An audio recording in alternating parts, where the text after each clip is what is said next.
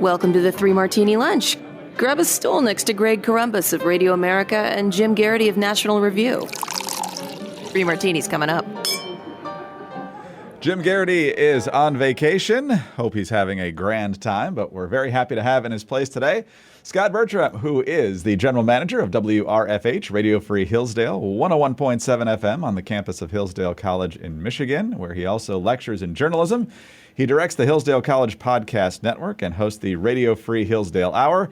He also co-hosts Political Beats and Wasn't That Special? 50 Years of Saturday Night Live, which you can subscribe to and learn more about at wasn'tthatspecial.com. And Scott, we got plenty to get to today. There's so many different news stories swirling around. But first of all, I want to thank you for joining us today, not only to fill in for Jim, but because as a White Sox fan, you're currently nursing a 20-game losing streak. And I don't know if you're treating it comically at this point, whether you're just depressed or what's happening here.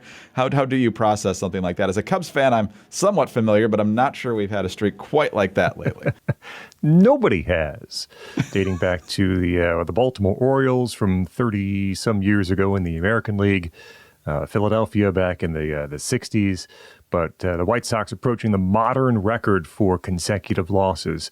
And as a White Sox fan, look, I know Cubs, I know Red Sox, whatever. It's the most cursed franchise in baseball. We wouldn't use the word curse. We just say we stink. Like we're the stinkiest franchise in baseball history. My favorite White Sox stat, I might have used this previously, but I'm going to tell it again. If you are less than it's 107 years old now? 1917, yeah. The White Sox have won a playoff series in exactly 1 year of your life.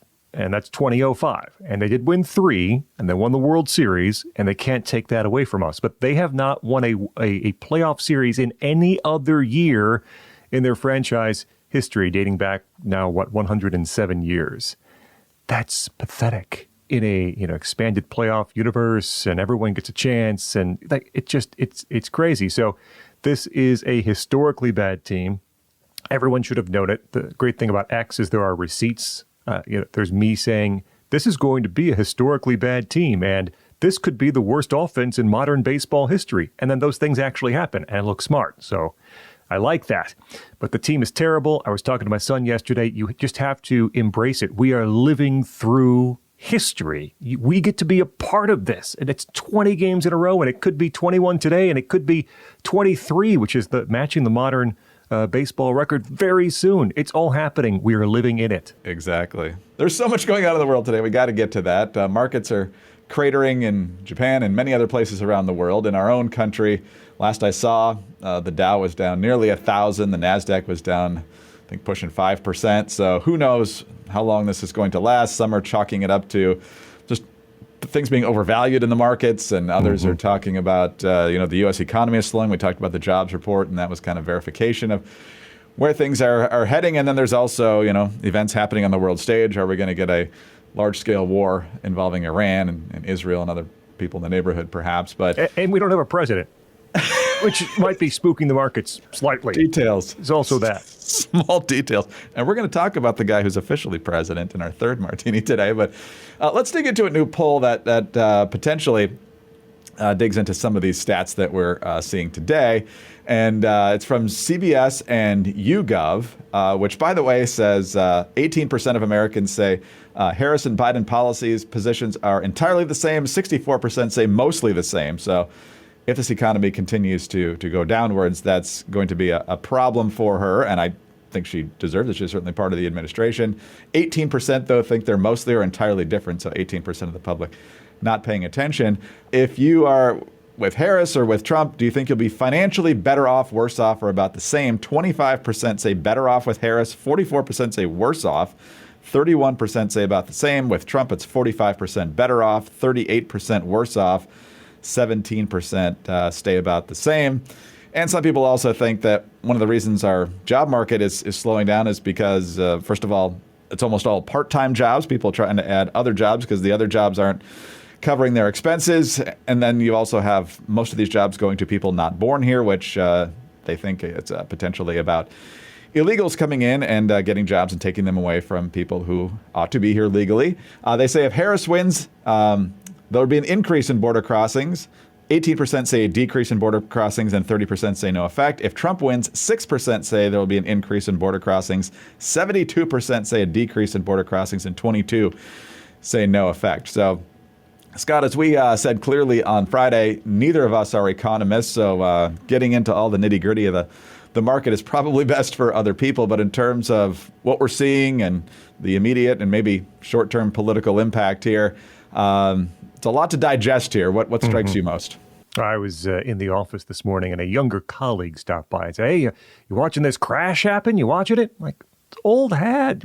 You and I, we've been through COVID. We've been through the housing crisis in '08 and '09, Great Recession, all this. I mean, come on, this is nothing so far. So I'm not exactly watching it minute by minute, but the CBS poll. There are a few things you pulled. And we talked Friday on the show about the lengths that the media will go to say, you can't blame Harris for Biden's economy. Right? That's the vice president having anything to do with the president. Come on. You guys are crazy out there.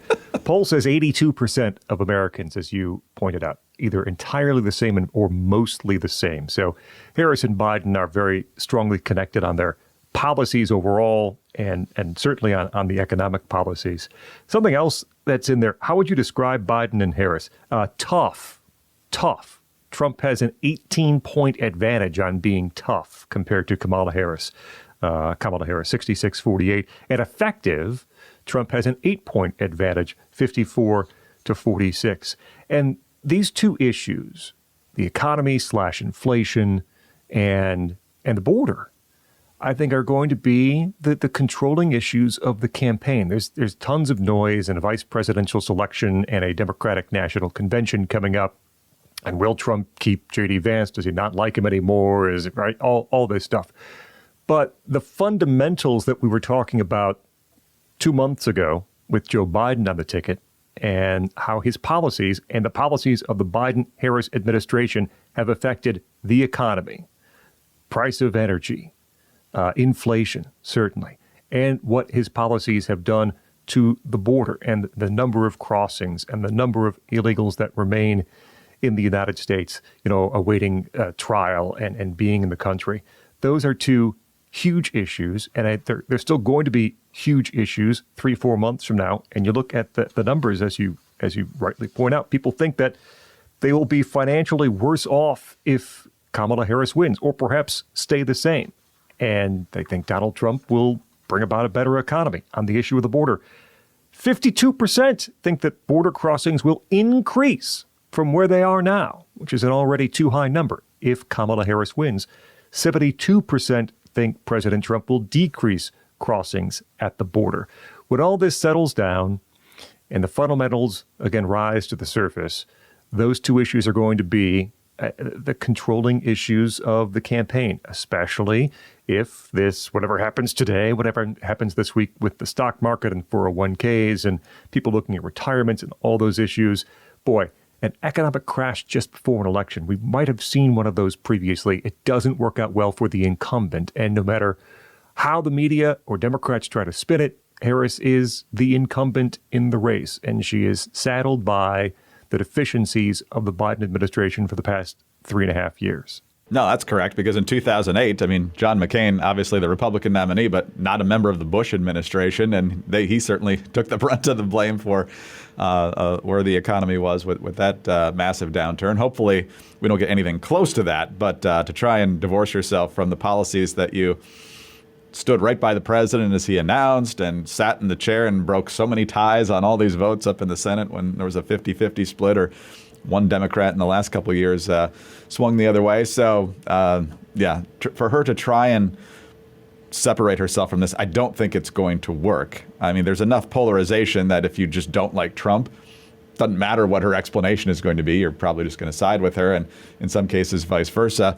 But in terms of those who are actually still on the fence, I don't think that's going to be a convincing argument. But we will see. Over the past 2 weeks, they've rehabilitated her image in miraculous ways here. So, they're going to try.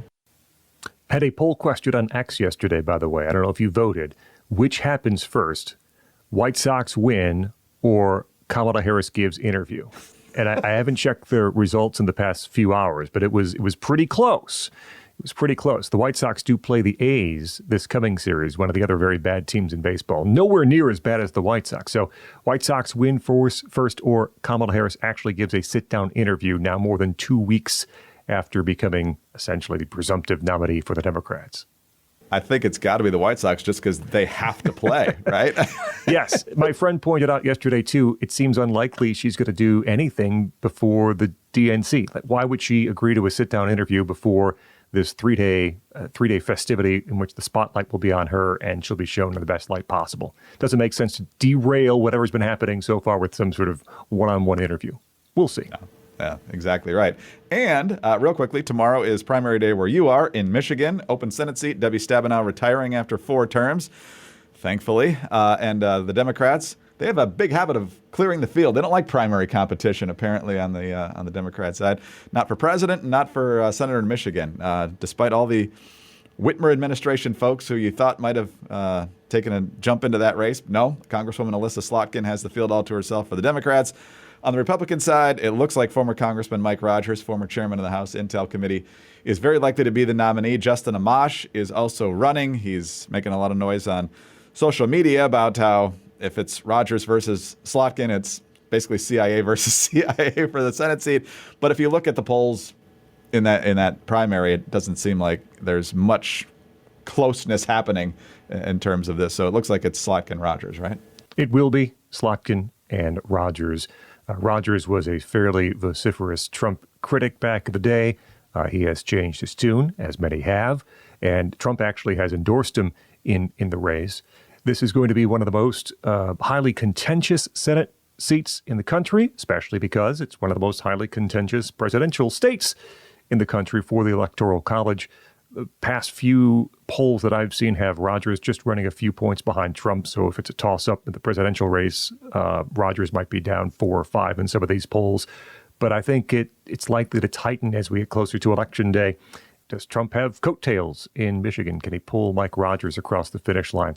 I talked to Pete Hoekstra a few times, too, who's the Michigan Republican Party chairman, former congressman, and he knows how important the Senate race is. So there's a lot of attention and a lot of money flowing into the state after the primary today. Whether your favorite team has lost 20 games in a row or everything happening with the markets right now has got you feeling very stressed, it's understandable if you want to consume an adult beverage or maybe a little bit more than one. But if you're going to do that, don't punish yourself by giving yourself a terrible, rough next morning. Take Z-Biotics first, and your next morning will be much better than it otherwise would be. Z-Biotics is a pre-alcohol probiotic drink, and it's the world's first genetically engineered probiotic.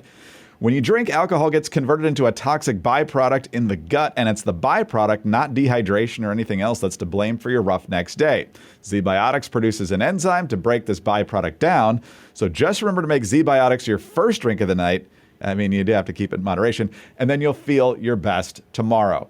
I've got a colleague here who tried the Z-Biotics when it came in. I am not a big drinker at all, so he is not either, but he knew how much he could handle, and then as he got older, it started to feel a little bit worse the next morning. So he tried it and felt much, much better. So go to zbiotics.com/3ml to get 15% off your first order when you use 3ml at checkout. Z-Biotics is backed with 100% money-back guarantees, so if you're unsatisfied for any reason, they'll refund your money, no questions asked. Visit zbiotics.com/3ml and use the code 3ml at checkout for 15% off.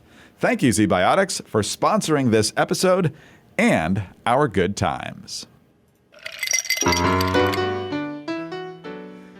right, Scott, last week, Jim and I talked about why Jim thought it was a big mistake for Donald Trump to say that he was not going to commit to a debate with Kamala Harris until he was sure that Kamala Harris was going to be the Democratic nominee. He was saying publicly, well, they already kicked Joe Biden to the curb. I don't know if she's going to make it to that point as well. But now it's escalated over the weekend. This was on Saturday. Trump on Truth Social says, I've agreed with Fox News to debate Kamala Harris on Wednesday, September 4th.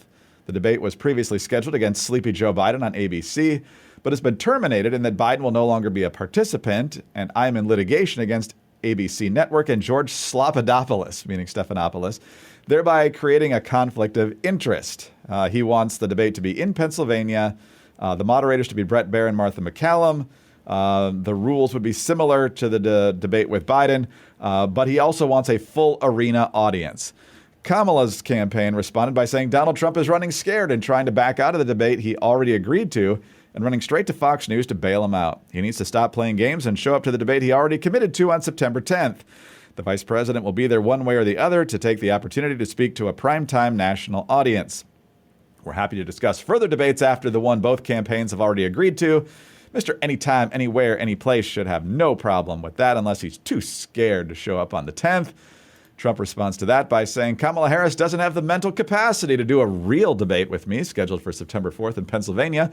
She's afraid to do it because there's no way she can justify her corrupt and open borders, the environmental destruction of our country, the Afghanistan embarrassment, runaway inflation, terrible economy, high interest rates and taxes, and her years-long fight to stop the words Merry Christmas. I'll see her on September 4th or I won't see her at all. She is acknowledged to be the worst vice president in history, which works very nicely against the worst president, crooked Joe Biden. The combination of these two low IQ individuals have destroyed our country, but we will make America great again. So, Scott, it's good to see that our top presidential candidates are treating Twitter like most people do, as kind of a trash-talking exercise, if you watch Twitter with any regularity. But what do you make of this? Do you think one of them will blink? Do you suspect that we won't get a debate? It seems if Kamala's ducking, there's a little bit of an incentive for Trump to put her in a position where she can't rely on a script. So what do you think? First of all, the willingness and immediacy with which the media adopted the Harris campaign spin on this is very reminiscent of what happened with the whole border czar conversation, where the Harris campaign says, no, of course, she's not a border czar. She never was. And everyone in the media immediately shifted their language and apologized for perhaps saying previously that she was a border czar. Someone put together a compilation. I think it was the Daily Caller. And the very first one was Jonah Goldberg on with Jake Tapper on CNN. Jonah Goldberg says the words border czar, and you think he would have said like Beetlejuice and was in danger of saying it a third time to call Beetlejuice to Jake Tapper jumped in immediately. No, she wasn't a border czar. She was in charge of negotiating the pathway, whatever. It doesn't matter. But how subservient are you to the messaging of a single campaign? Well, they're showing it again, because now Kamala Harris, the campaign, says Trump agreed to this. Now he's backing out. The media says, Trump, you agreed to this. Now you're backing out. But this is silly. The fundamentals changed. If anything, Joe Biden's the one who withdrew from this debate. He withdrew from the entire campaign. Everything has changed. It's someone made the comparison on X. If you had a date with someone, I'll meet you at the restaurant at 7:00. Are you obligated to be there and have the meal with whomever shows up because you agreed to the date? Everything has changed. Kamala Harris agreed to a vice presidential debate with J.D. Vance. Is she still obligated to do the vice presidential debate with J.D. Vance? This is also silly. I think it makes sense to throw open the negotiations again, especially because if I'm not mistaken, the Biden campaign was the one to throw out the proposed dates from the debate commission and say, we're going to do this differently and we want to do it here and do it in a totally different way. So I think that both campaigns likely have an incentive to do it in the way they want to, clearly.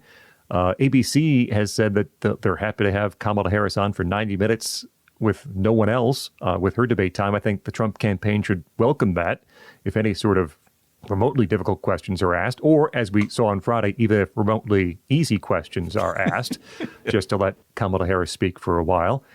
It seems to me that much like Donald Trump was very quick to agree to the Biden suggestion for a debate, that in the end, this gets resolved in a way that appears to I don't want to say benefit Harris, but appears to concede most of the points to Harrison into how the debate takes place. Because in the end, Trump's a showman, for better or for worse. And he likes the spotlight. And he also is all about the negotiation. This is what he lives for. I got to do it my way. You want it your way. And I'm going to call you names. And we're going to come back with this. And maybe we'll figure something out in the end. He lives for this kind of negotiation. So I don't know if it's going to be the Fox one, the ABC one. I think in the end, likely it comes to a place where Trump sort of concedes and says, okay, we'll do it 90% your way because I'm so confident in my abilities. I'll crush you anyway, even with your terms. I think probably it gets to that point. But did the Biden-Harris campaign not learn nothing from what happened the first time? And all I mean by that is Joe Biden put out that WWE, promo-style video in which he taunted Donald Trump. I think you're free on Wednesdays. Let's do this thing. And it didn't work out well for the president. And I don't know if you're Kamala Harris, maybe you don't want to be quite so bold and confident that everything's going to end up in your favor if you get this to happen the way you want it to happen. Didn't go that way with the president. No, and the media response to this is fantastic. The media's only hard on Democrats if they think they can't win. That's what we've basically learned this summer. Shove Joe Biden out and try to turn Kamala Harris into a hero. And sadly, it seems to be working, at least on the margins at this point. I don't think they've pulled any Trump supporters away, but they might have pulled back in some people who were thinking Joe Biden wasn't up to the job. And speaking of Joe, we'll talk about him here in just a second, because the head-spinning 180 from Nancy Pelosi in terms of Joe Biden is quite something to behold. All right, Scott, on to the craziest of martinis. We know that Nancy Pelosi led the effort to shove Joe Biden out of the race after basically everyone concluded that the debate proved that he was no longer competent to be president of the United States, yet they're perfectly fine with him staying as president for the next 6 months. And I read a tweet from Mark Halperin the day after the Biden letter came out, from the morning that the letter came out, so it hadn't come out at the time of the tweet, where he's saying Nancy Pelosi is ready to ratchet up the pain to make Biden get out. And so basically she was making threats. We've seen other reports that Barack Obama called him and said Kamala is ready to invoke the 25th Amendment. I don't know how much confirmation we have on any of that, but nonetheless, Biden relented. He's out. He anoints Harris, which I think surprised Obama and some other people, and kind of cleared the field.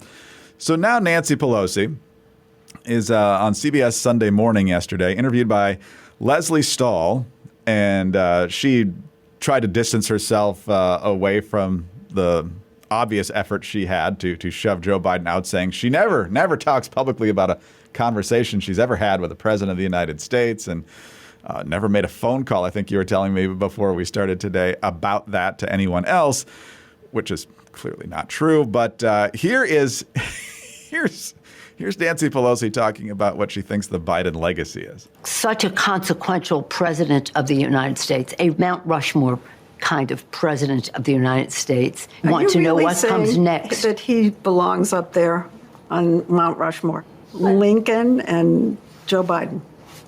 But you got Teddy Roosevelt up there, and he's wonderful. I don't say take him down, but you can add Biden. So, Scott, the two parts of this. First of all, the absolute two-faced nature of Nancy Pelosi, trying now to create this grand legacy for Biden. I'm sure they're grateful that he limited Donald Trump to 1 4-year term, but the Biden record is one that's in flames, and depending on how the economy goes here, could be even more in flames. But from the failed Afghanistan policy, which led to a great amount of instability on the world stage, to inflation, to cultural issues, to his EV mandates, which you and I have talked about so many times, that the energy sector. I mean, there's so many ways that he's not a successful president. And then for Nancy Pelosi, who basically led the mob to politically kill Joe Biden, now to brand him as the greatest thing since George Washington or whoever else. I guess Teddy Roosevelt was the last person, most recent president on Mount Rushmore. Just amazing to watch her back and forth here. The phone call statement is funny if you think about it, because Nancy Pelosi in the interview said that she never called anybody to get President Biden to leave the race. And so then you think about how careful people are with language, and okay, she didn't call anyone, but she accepted calls from people who wanted Joe Biden to leave the race. And of course, being the friendly former House Speaker that she is, she had those conversations with friends who might have called, and she never called anyone to get Biden to leave the race. She did make a lot of calls to check on the health of a friend's dog, for instance, who had surgery recently. And then the topic of Biden comes up and they discuss perhaps him leaving the race. But she never made any calls specifically about Biden leaving the race. Very careful with the language because, of course, she was directly involved and perhaps the most prominent person involved in getting Joe Biden to leave this race. The Mount Rushmore stuff, there's a very easy barometer for a question of what Biden has accomplished. And yes, Democrats are going to spend, again, 3 days in Chicago. Well, first of all, 3 days in Chicago trying to make sure protests don't take over the streets and Chicago burns. But also 3 days talking about how great the past 3.5 years have been, how Joe Biden has done this and that, all the accomplishments. He beat Medicare or whatever he said in the debate. But look at the popularity numbers for President Biden. They're like 37 plus and 60 negative. The American people don't think he's had a good presidency. And that is not all about his age or what we've seen the past month. Those numbers really go back as far back as Afghanistan and the Afghanistan pullout. That's when everything flipped.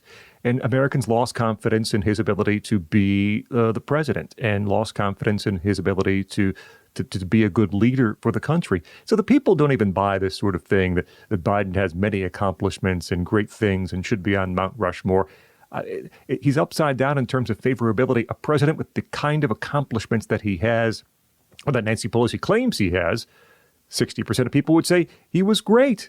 I mean, it's just the way it goes. Now, of course, if you're in the media and carrying Biden's lunch for him, there was a story a couple of weeks ago about, again, not even an analysis piece or an opinion piece, just a straight news piece from the AP that said Biden's policies, though unpopular now, will be great 20 years from now. And it was essentially the point of it, which is that Americans are too silly now to recognize how great these policies will be for them 15 years from now. So maybe Nancy's thinking that way. Yeah, I highly doubt it. And the other issue I should have mentioned before was the border. I think people are more angry with Joe Biden about that and inflation, honestly.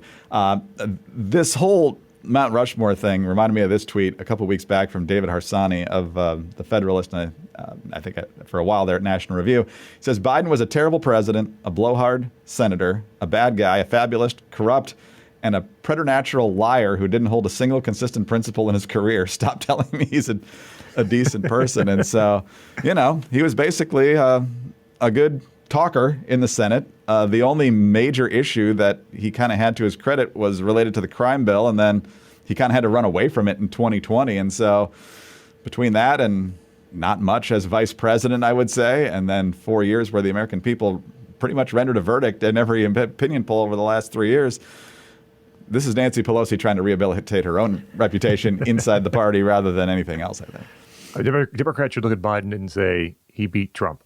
That's all they got. Stop there. I mean, that's right. They didn't stop there. He was a candidate available in 2020 when it looked like the primary was going to be splintered in 7 directions. And he was someone that people could generally feel okay about supporting in key states against Trump and prevented Trump from a second consecutive term. There you go. Yeah. He wasn't Bernie, and they thought Bernie would lose to Trump. That's basically how that worked. And then just naturally, all these other very ambitious people got out at the exact right time for Joe Biden to do well on Super Tuesday and take over the race. But anyway, Scott, it's been an amazing month and change here ever since the debate. So to watch the media flip and flop and flip back, and Nancy Pelosi now trying to do the same is quite something. So good luck to your White Sox. They'll have at least one game before we convene again on Wednesday. But enjoy, hopefully getting off the schneid here. But I guess we'll see. By the time we next talk, it could be the day the White Sox are going to match the record for the longest losing streak in modern baseball history. I look forward to our discussion. I keep forgetting that you're actually rooting for history instead of trying to avoid it. But anyway, Scott Bertram, General Manager of WRFH, Radio Free Hillsdale, 101.7 FM on the campus of Hillsdale College. And for Jim Garrity today, Scott is a lecturer in journalism at Hillsdale. He directs the Hillsdale College Podcast Network, hosts the Radio Free Hillsdale Hour, and is co-host of both the Political Beats podcast and Wasn't That Special, 50 years of Saturday Night Live. Go to wasn'tthatspecial.com to subscribe and learn more. I'm Greg Corumbus of Radio America. Thanks for being with us today. Please subscribe to the podcast if you don't already. Tell your friends about us as well. Thanks so much for your 5-star ratings and your kind reviews. Please keep those coming. Get us on your home devices. All you have to say is play 3 Martini Lunch podcast. Follow all of us on X. Scott is at Scott Bertram with just one T in Scott. Jim is at Jim Garrity. I'm at Dateline_DC. Have a great Monday, and please join us on Tuesday for the next 3 Martini Lunch.